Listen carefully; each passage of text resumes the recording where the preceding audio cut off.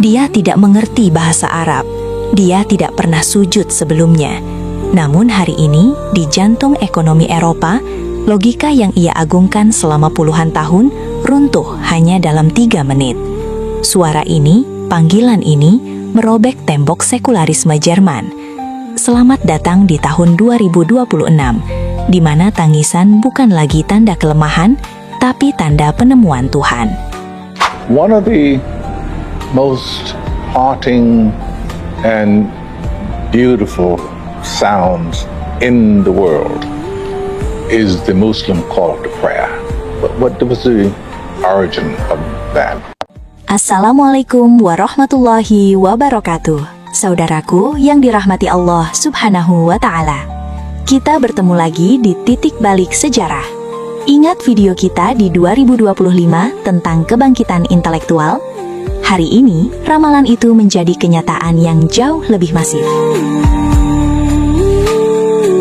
Jerman sedang gempar, bukan karena krisis ekonomi, tapi karena krisis identitas yang menemukan jawabannya di pintu-pintu masjid.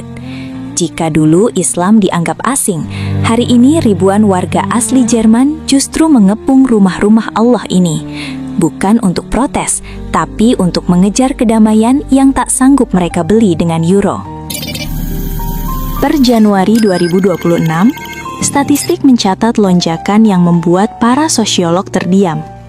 Populasi Muslim di Jerman menembus angka 5,5 juta jiwa. Namun, perhatikan angka ini. Lebih dari 4.000 konversi baru terjadi setiap tahun dari warga asli Bio-Deutsche.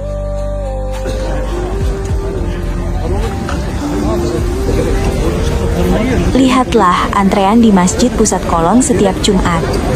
Mereka yang datang bukan lagi hanya imigran, tapi para insinyur dari Stuttgart, para pengacara dari Frankfurt, dan para mahasiswa dari Heidelberg.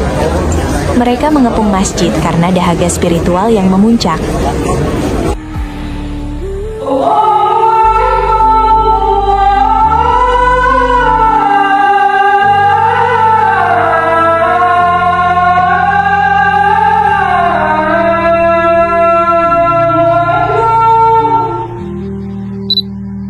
Mengapa mereka menangis saat mendengar azan? Sebagai intelektual, kita harus membedahnya secara jernih. Frekuensi azan bukan sekedar suara. Secara neuroscience, harmoni makhorijul huruf dalam azan menyentuh frekuensi alfa di otak manusia, sebuah titik di mana logika beristirahat dan fitrah berbicara. When the call to prayer sounded, my ego was destroyed. I felt small, but at the same time, I felt so loved by my newfound creator. Inilah alasan mengapa mu'alaf Jerman tak sanggup berhenti menangis. Itu adalah tangisan pulang, homecoming. They feel it has no real place in a Christian country like Germany.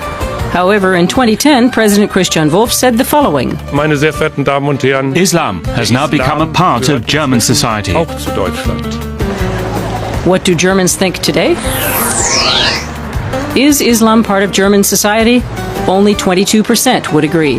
A majority of 64% don't feel that Islam is part of German society. I'm a Muslim and I live in Germany, so Islam is also a part of German society. Different religions coexisting side by side is becoming normal. And polls show that contacts between Muslims and other people here in Germany. Dunia melihat Jerman sebagai pemimpin teknologi. Namun di 2026, Jerman menjadi pemimpin baru dalam reformasi spiritual di Barat. Islam yang berkembang di sini adalah Islam yang sangat berkelas, intelektual, bersih, dan penuh kasih. Dampak dari ribuan mualaf yang mengepung masjid ini mulai mengubah kebijakan sosial. Masjid kini bukan hanya tempat ibadah, tapi pusat solusi krisis mental masyarakat Eropa. Islam tidak lagi masuk ke Jerman. Islam kini tumbuh dari dalam rahim Jerman sendiri.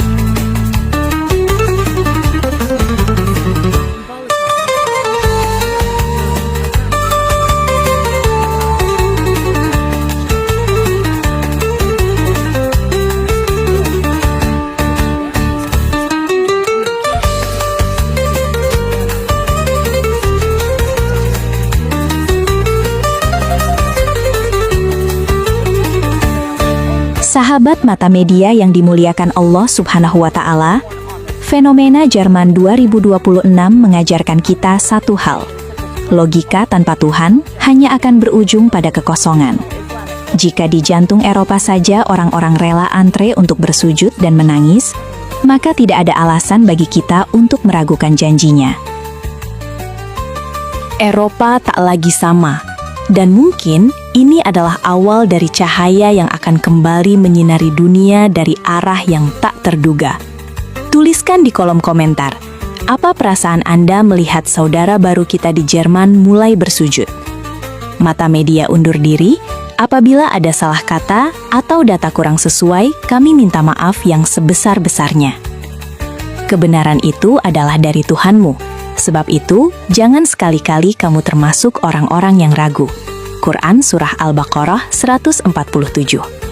Wassalamualaikum warahmatullahi wabarakatuh.